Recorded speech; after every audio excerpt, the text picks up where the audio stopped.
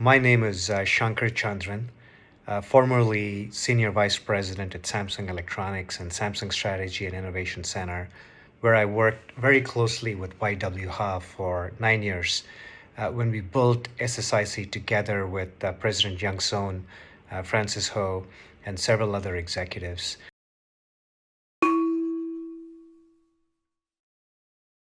We're very proud of what we achieved in those 9 years. We built SSIC, which did many new things for Samsung. The key thing was how do we really create a system and a method by which we can do global innovation at a scale that really makes an impact in a company like Samsung. One of the key things we did at Samsung was to focus on things that Samsung was not good at. Now, Samsung was amazing at many, many things, including making world-class semiconductors, smartphones, televisions, etc. But what Samsung was not very good at those days was inorganic growth, which is to make investments into startups and learn from them, as well as to be able to do large-scale M&A and integrate those companies into Samsung in a way that you can harness the power of those inorganic acquisitions. What we were able to do there was to focus on new industries where Samsung was not focused on, areas like automobile, health, cloud storage, file systems, etc., and bring in talent that did not exist inside of Samsung and create a new infrastructure for incentives and to protect these new employees from many of the traditional methods and processes that existed inside of Samsung, which we felt were not really conducive for large-scale innovation.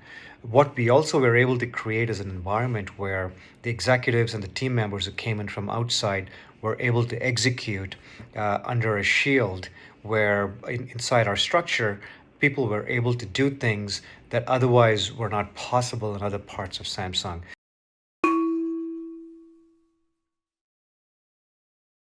Now, YW was a very key member of this entire, from day zero, for this entire effort. He was the key remover of obstacles. It turns out that Samsung, the company, one of the world's largest technology companies, is driven largely through processes and paperwork that helps it expand globally. However, we felt that many of those systems were just not conducive for the innovation work we were doing. And YW was one of the key people who created streamlined processes so that we can really create new ideas. He was also one of the key members who was able to communicate our ideas to some of the key heads of business units as well as the chairman's office in Korea so they could really understand and comprehend the power of what we were building. So one of the key things that I personally benefited from YW was just unvarnished advice, particularly as an executive coming from outside of Samsung. For me, having worked there for 9 years, YW advised me on everything from being able to connect to the right people who were key executives in Korea, as well as help me really navigate the system so that we were able to create a world-class investment fund, which eventually invested in over 50 investments and created a world-class team that still exists today inside of Samsung. So thank you, YW, for writing this book. I hope that several people inside of Samsung and outside benefit from your effort. Thank you for putting it all together and really value your friendship and comradeship that I enjoyed over the 9 years at Samsung.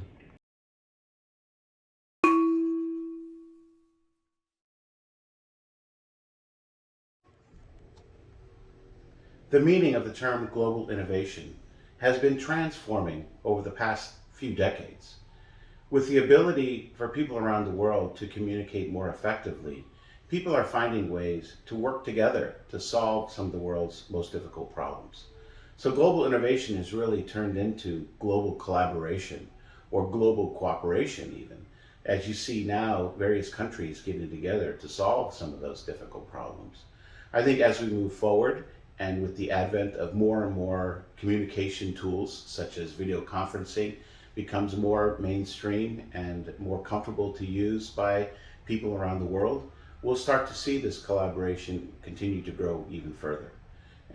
The amount of people around the world that are looking to work together to solve these things continues to grow as more and more people are educated and they're informed of the things that can be created or invented in order to improve the quality of life. And I hope in the next decade or so we will continue to see this evolve with as much energy that we've seen in the past.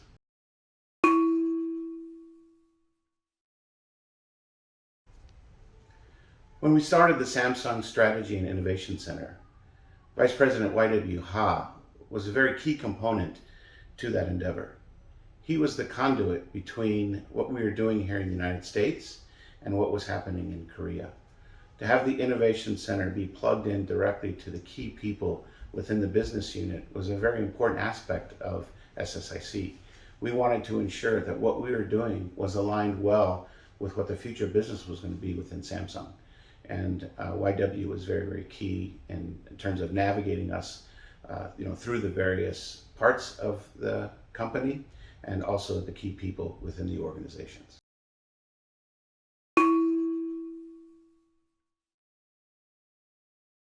Global innovation, the world is getting a lot smaller, and now we have technology reaching every human on the planet, and that's creating a lot of opportunity for innovation.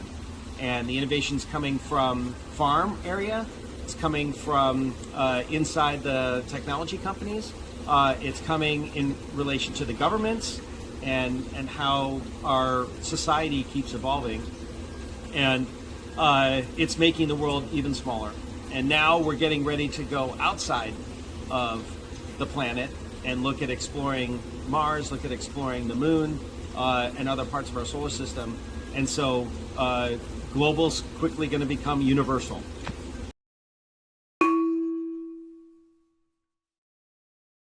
So YW's role in SSIC was both as a connector between the new innovation parts of the SSIC in the United States and in Europe to Samsung back in Korea, but also as an advisor and a key person to help you find a way for your innovation to succeed within the Samsung culture.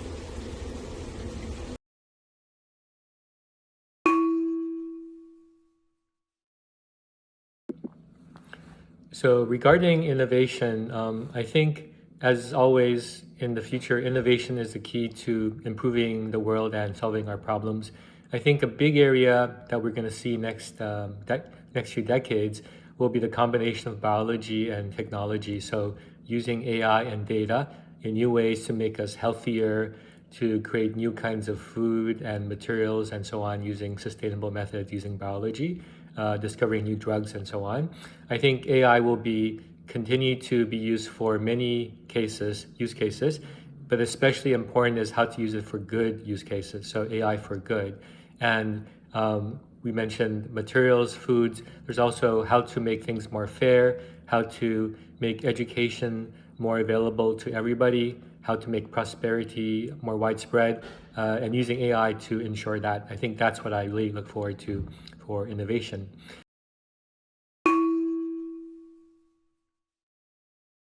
And then regarding YW's role at SSIC and Samsung, I first met YW when Young Son and I first started at Samsung on my very first trip in my life to Korea.